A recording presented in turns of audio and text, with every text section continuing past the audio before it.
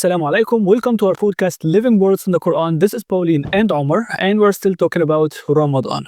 So, from the last episode, we've noticed that fasting was only existing in the desert, and Surah Al Baqarah speaks also about الَّذِينَ مِن قَبْلِكُمْ, the people who lived before us.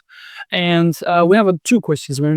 For the Christians, where did the orientation and the knowledge came towards them? About the fasting, and how was it could have been obligatory for the Arabs to fast even before the revelation of the fasting verses in Surah Al-Baqarah?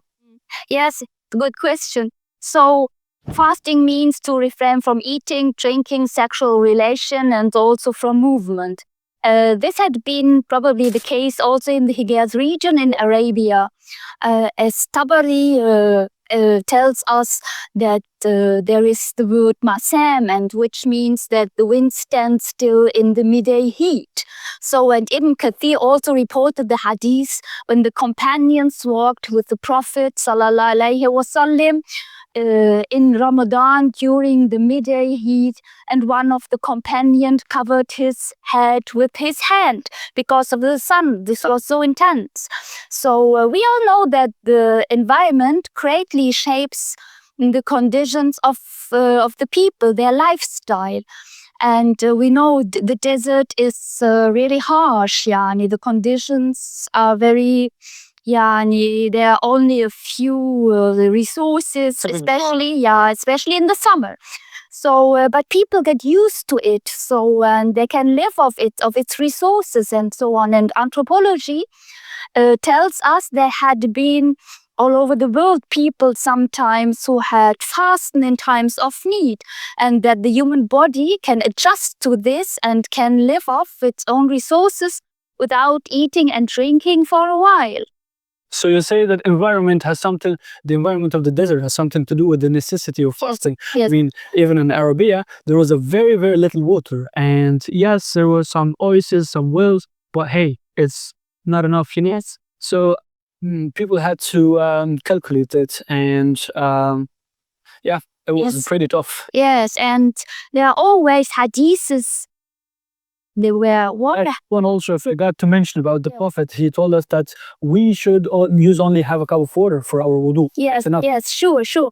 And we have to take into consideration that Mecca, in compared to Medina, was very dry. It was more or less a rocky region and with only a few resources.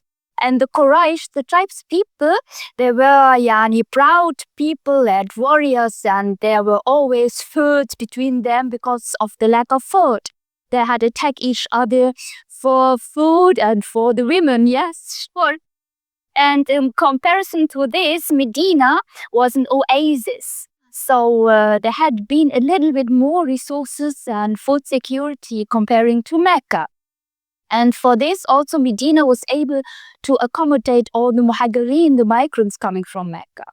But still, there was all this very scarce. Yeah, so it's quite rational to assume that everybody there was fasting out of survival reasons.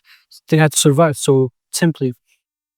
And this was like this also for the Christian Arabs. So, but they had already discovered the religious dimension of the fasting. For them, it was a worship to God.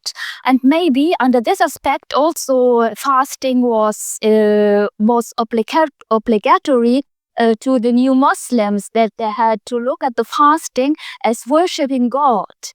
Yeah, exactly. That's another dimension. We've discovered it. So tell us, what will you do with this new discover? Okay, so let's see you in the next episode. Yeah. Assalamu alaikum.